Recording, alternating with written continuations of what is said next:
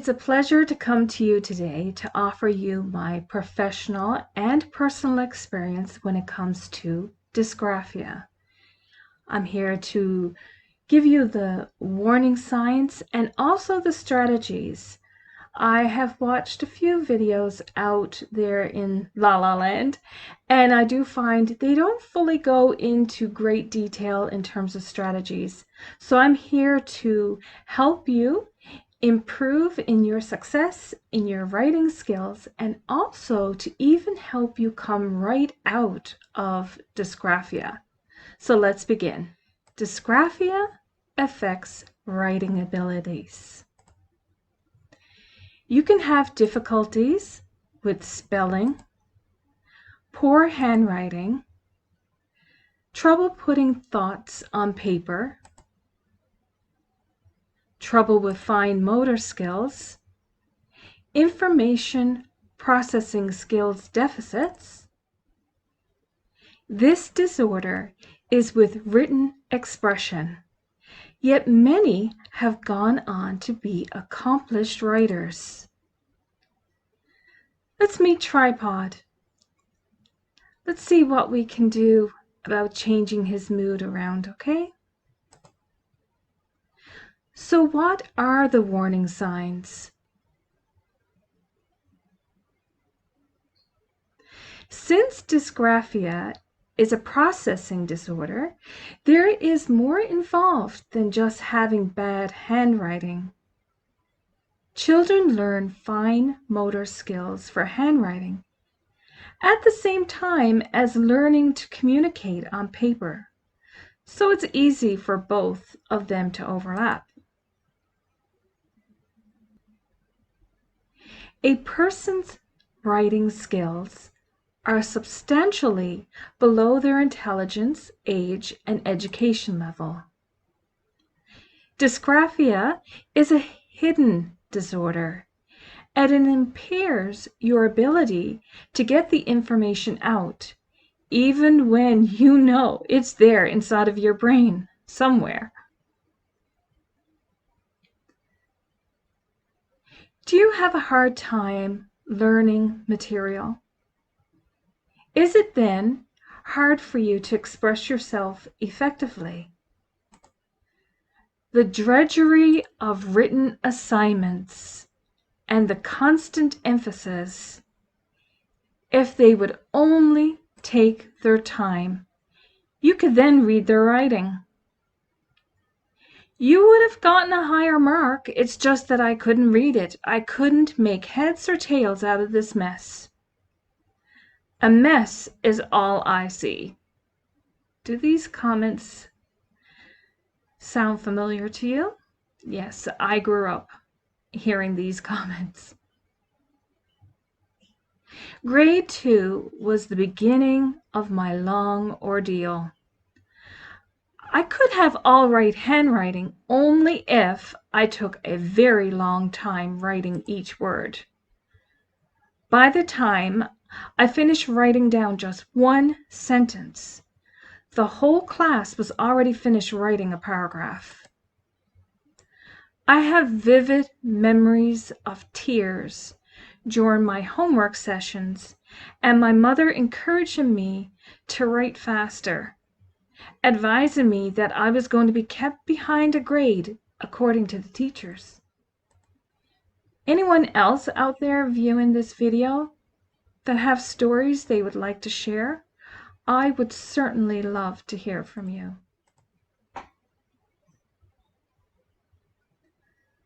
A number of emotions can arise with someone with dysgraphia. By constantly being told to take their time, it can lead to intense agitation, as they could possibly fall behind. You could be prone to procrastination and become quickly frustrated. You may avoid writing assignments knowing that when one is completed, it will be brief compared to others in the class. Grades suffer as the understanding of the material cannot be expressed and organized in your thoughts.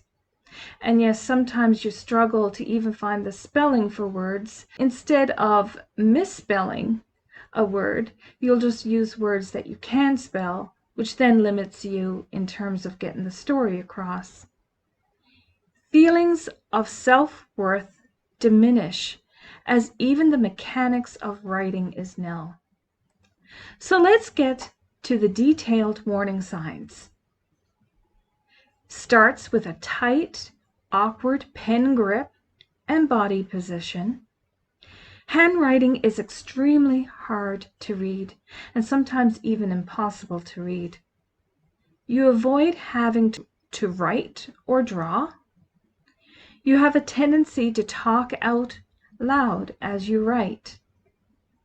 There are words and thoughts omitted from your writing. Extreme difficulty putting your thoughts on paper. Issues with grammar and sentence structure. What you hear may not be what you write. Slower to complete writing your work over your peers. It's important to note that depending on your age, may determine how many of these warning signs you would possess. Children that exhibit the following signs early on in age have a higher chance of being diagnosed with dysgraphia. So what are some other signs? Poor spelling, have a hard time copying from the board or spoken word, letters get mixed up and or written backwards, so they're mirrored, like the B is backwards when it should be the other way around. Poor visual and spatial processing, odd spacing in between words and letters, and writing in strange spaces with different case lettering. So you may write in the margins when the teacher asks you to write inside the margins. Preference for printing over cursive writing, and may include both, even within the same word. So you may have printing and cursive writing all within one word. You may have capitals and lowercase all within one word. Loses train of thought quickly. Omits punctuation and capitalization. Complaints of hand and arm hurting. Irregular letter sizes and unfinished letters. Reluctant to finish written work. Looking at the hand when writing. So you're not just looking at the paper with the pen on the ink, on paper, but you're actually looking at your hand. Disordered and reversal numbering. And I'll add another one here, is daydreaming. A lot of children, adults with dysgraphia even daydream a lot.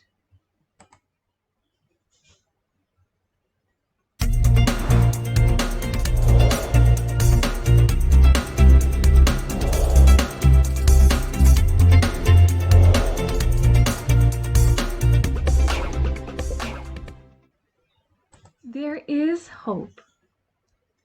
When in grade 5, the class was taught cursive writing. I was actually on top of my class for the best handwriting, and that pride stayed with me for years. So if you're a teacher out there, be sure to compliment students when they are doing well, because you don't know what that compliment will do to their self-esteem. I was still the slowest in my class, mind you, but I could catch up by the end of the class.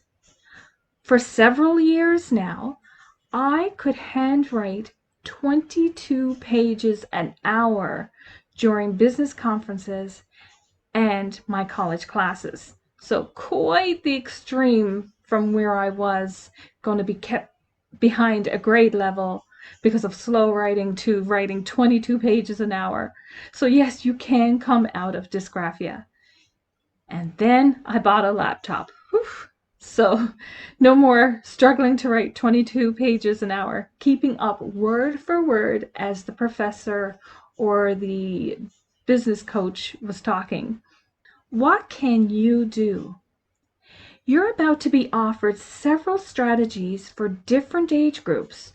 And I'm not about to tell you for what age group, as there may be a strategy given that may work for you despite the age group. It's time to try on these different ideas and find what works best for you. So what can those with dysgraphia do to overcome some of their difficulties with written expression? There is paper that you can purchase that has raised lines. These raised lines can be used as a sensory guide to staying within the lines. So I guess the pen won't skip over the lines, or it'll give you an indication.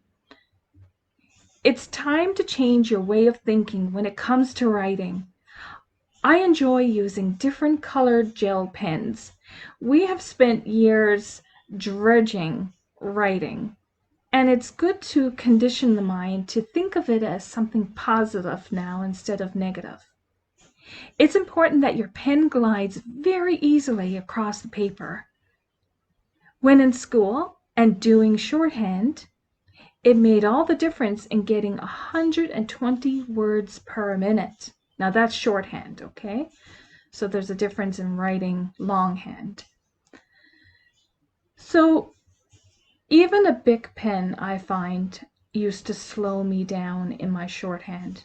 So get the ones that glide very easily, and even on the package it'll say glides easily. These gel pens are even scented. I've had a couple of them in my lifetime. Not fortunate the past couple of years to get the scented pens there now, but they're out there. So how great is that? Practice writing numbers and letters in the air. First, with big motor movements, so you're moving your whole arm, and then with fine motor movements with your fingers, so you're just moving your hand to form the letters, numbers, symbols. A man once asked, "How do I hold the pen in my hand without my hand cramping after a few minutes?" So you'll see here some correct positions as indicated here with the check marks, yellow check marks, and then some wrong ways.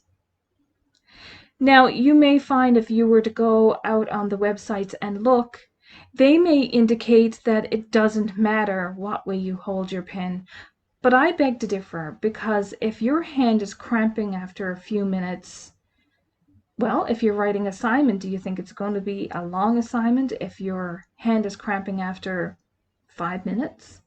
So, the second finger supports the pencil.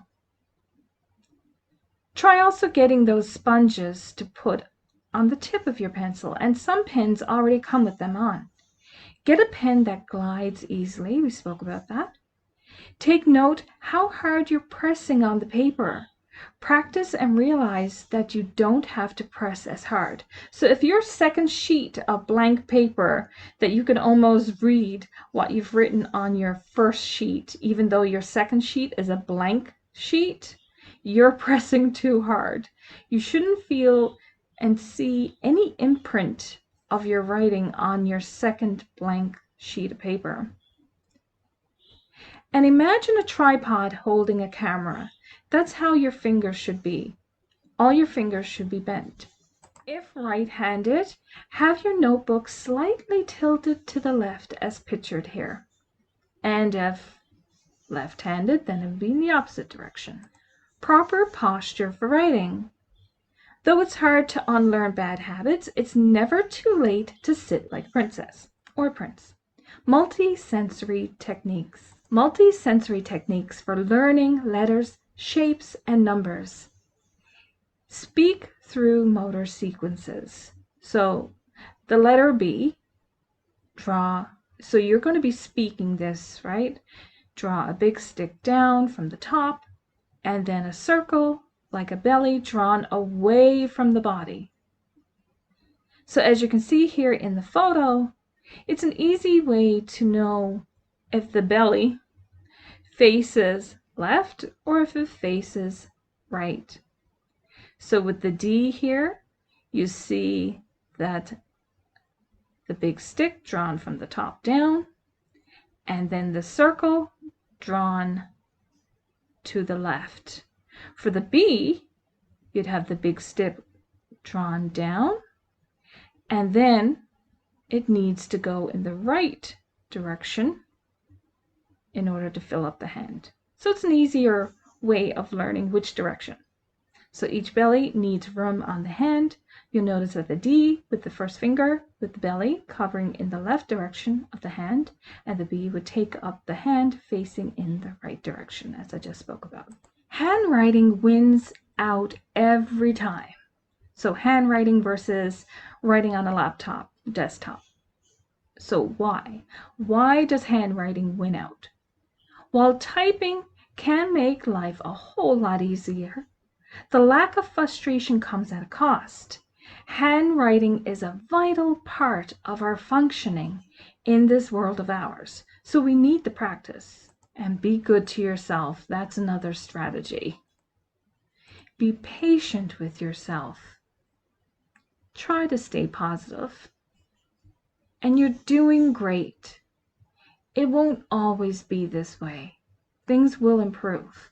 And for some, you may very well come right out of dysgraphia. It takes practice, and sometimes we have to work harder than others. We agree? Everything you need right now is inside of you.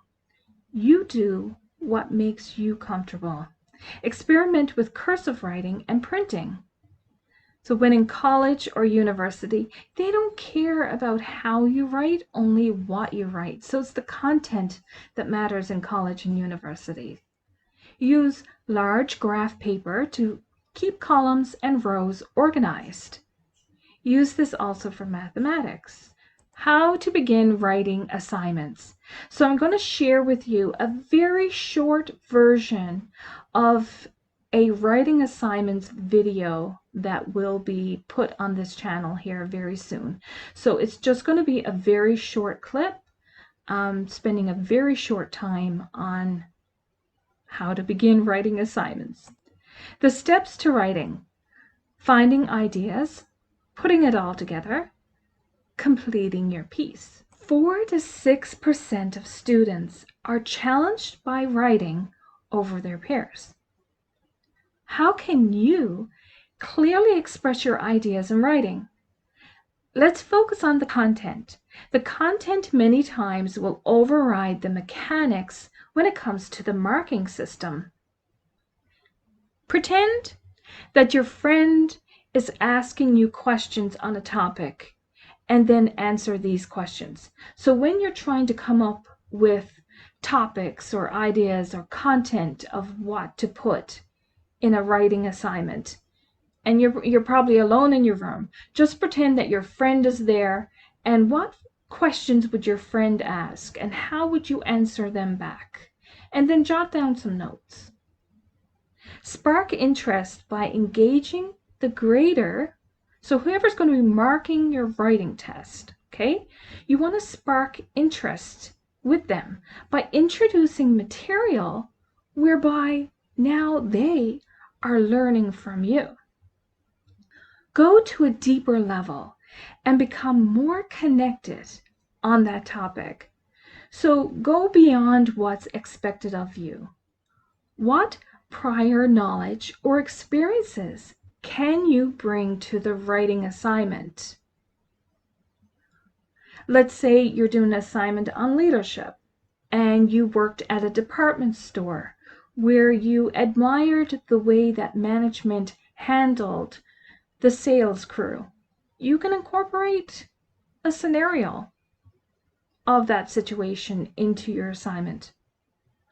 What can you add to build on this understanding? Is there a real-life situation you can relate it to? Why is it important for you to know this material? Are there any ethic points that need to be relayed? How can this topic solve a problem? How can you use this material in your own life and then talk on it? How can you transfer this material to a different situation or a different place or time? What scenarios can you create to reinforce this cause? And again, a future video will go into great detail with examples, so stay tuned. Where do you get your points to talk on? An organization of your thoughts. Where do you find your keywords? So here's a sample of my books that I've been reading. If you take any of my books, they're all scribbled up. So whatever you're reading and you need to write an assignment and or to be tested on the material, write in the side margins. For those with memory issues, and I've had them severe in my younger years and still continue to have memory issues, not as much, but they're still there. You'll find during an exam, it will be your own handwriting that will pop into your head as you try to recall the answers to the questions being asked. So during tests, it is all these writings that I have in ink that come to my head and how then to answer the questions. During a writing assignment, draw upon what is written in the side margins, underlined or showing in scribbled boxes. So all of this up here, this is what's in my head when I'm answering questions to a test. And again, if I need to write a paper, these are the words that I'm going to call upon as keywords. This form of memory retrieval during exams has made all the difference. When a paper is needed to be written, I just gather up some keywords and go from there. And again, more on writing assignments in a later video. Putting it all together. Here's a sample of my writing as I was doing up a list in terms of putting this video together. Yes, you can see the style of my own handwriting here, a combination of printing and writing, capital and lowercase letters combined. So many people through the years say, "Oh, I just love your writing." So little do they know. The most important thing is to change your mindset. Let's start making writing fun. So we live in a world of technology, and the app Grammarly, if you haven't already heard of it, has been a blessing. So Grammarly.com is where you can find it. They have the free version, which is sufficient to go through many years, correcting your spelling and even picking up on sentence structure errors as well. In my earlier years in school, I carried around a small dictionary that was given to me by my uncle, and it was well worn out by the time I got in grade 12, but I still used it. Anyone else out there viewing this video that has other ways that worked for them? Some random strategies. As there are audiobooks, there are also college audiobooks. Within classes, ask the teacher if you could record for note-taking. I know they do allow this in college and university, but you might want to ask if you're in high school or even junior high, if it's okay for you to record teachers. Create voice clips by remembering lists or any other ideas that might come to mind. You can also create another Facebook account where you will use this messenger just to send and retrieve voice clips. When writing a cover letter, qualifications on a resume, or a writing assignment, go to sample letters, resumes, and books in the same field of study to gather keywords. So you could thumb through a book and you'd be like, "Oh, okay, this is a good word to put in an assignment." Oh, look, here's another word related to the field. Okay, and you might come up with a full page or 2 pages full of keywords or little phrases. And then you can take all that, mix it up, and write your own assignment. At least now you have some memory joggers and keywords that you can put in the writing assignment. Create your own original work by drawing upon these keywords.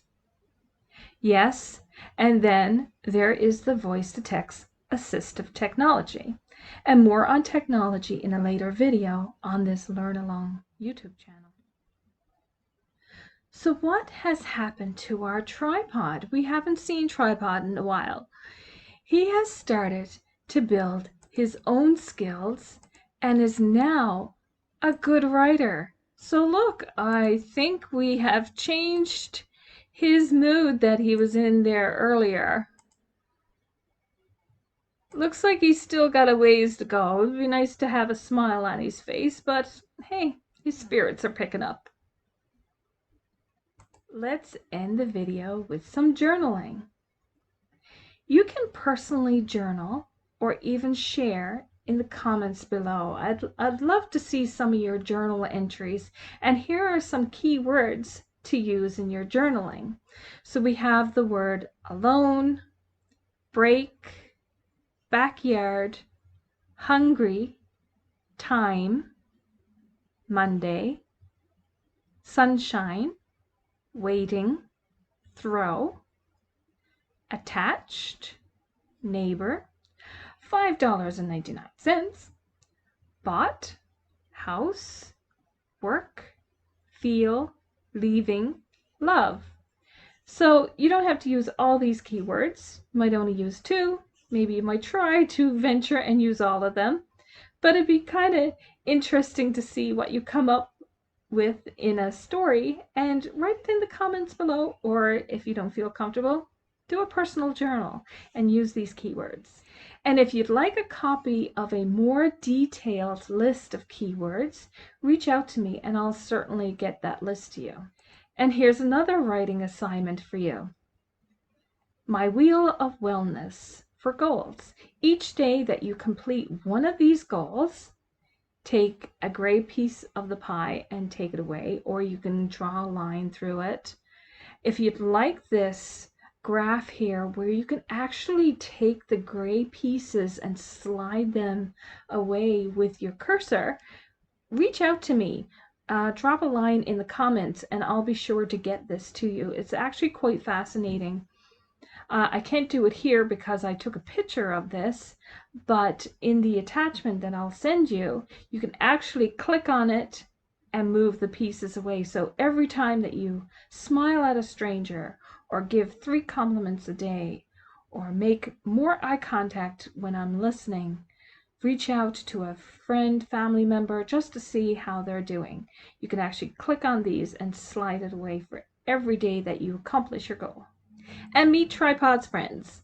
So I can also send these along to you as well. Practice using our fine motor skills. So if you'd like a copy of Tripod's Friends, drop me a note. So here are some Tripod's Friends.